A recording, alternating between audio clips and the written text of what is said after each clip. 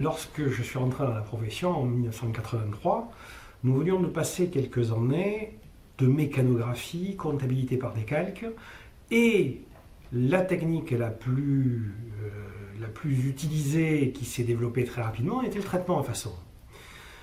Les cabinets à ce titre-là, les cabinets déjà structurés, faisaient appel à des teneurs de livres qui tenaient la comptabilité, teneurs de livres qui étaient multisalariés, ils remplissaient des bordereaux, ou encore tenaient cette comptabilité par décalque. Et donc le traitement à façon était la première révolution.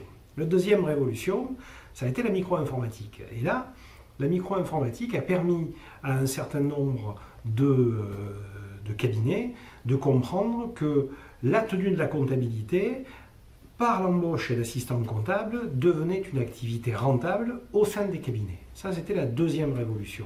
Donc, des cabinets qui ont grossi du fait de l'arrivée de ces assistants comptables avec l'internalisation au sein des cabinets de cette tenue de comptabilité. La troisième révolution, elle est là, c'est la digitalisation et la numérisation de l'ensemble des documents, des pièces et l'évolution de ces technologies. Ces technologies, de toute façon, c'est la technologie qui permet l'évolution sociale. Et aujourd'hui, la digitalisation et la numérisation, les algorithmes, les robots permettent, eux, de leur côté, de faire en sorte qu'il n'est plus nécessaire d'avoir recours à un comptable pour traiter les documents administratifs. Par contre, le plus difficile aujourd'hui est de recenser, collecter, archiver, digitaliser, maintenir l'exhaustivité de l'ensemble de cette documentation-là pour pouvoir permettre la production de fichiers grâce à des logiciels, à des algorithmes qui vont interpréter, prédire les différentes imputations comptables. Et cette numérisation, cette organisation des sous-jacents en fait, elle peut être réalisée par des gens qui ne sont pas comptables, donc des adprox.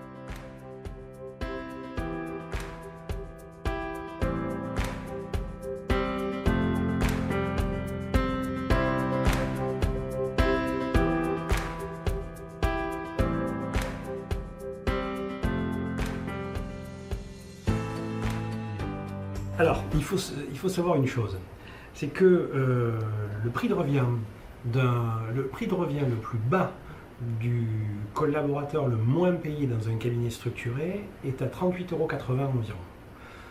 Source sûre d'information. Mon idée en créant l'adprox est, premier point, donner plus de souplesse au cabinet en externalisant le travail administratif de base. L'idée à travers ça, c'est leur permettre de retrouver leur métier de base, qui est l'établissement de comptes annuels, la révision de comptes, le contrôle des comptes, et surtout retrouver des missions à forte valeur ajoutée en fiscalité, en social et en gestion. Ça, c'est le premier point à l'attention des cabinets d'expertise comptable. Le deuxième point, c'est à l'attention des chefs d'entreprise. Il faut impérativement que l'adprox apporte plus de confort aux chefs d'entreprise à travers une solution agile d'assistance de proximité, une présence rassurante d'une secrétaire de direction au top de la digitalisation. Ça, c'est le deuxième point à l'attention des chefs d'entreprise. Le troisième point, en fait, c'est au niveau de l'adprox. L'ambassadeur administratif de proximité a un statut de travailleur indépendant. Il va facturer entre 30 et 40 € de l'heure et gagnera correctement sa vie. Par contre, et ça c'est la cerise sur le gâteau, il va travailler en temps choisi. Et tous les candidats et les candidates qui viennent à notre réseau, c'est le même leitmotiv, travailler en temps choisi. C'est une évolution importante dans notre société. Enfin, pour terminer sur le concept de l'adprox, c'est que ce concept-là est un concept citoyen.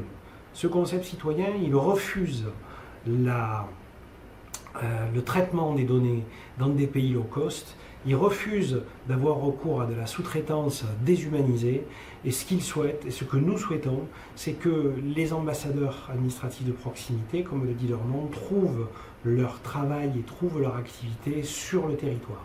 Ça, c'est important.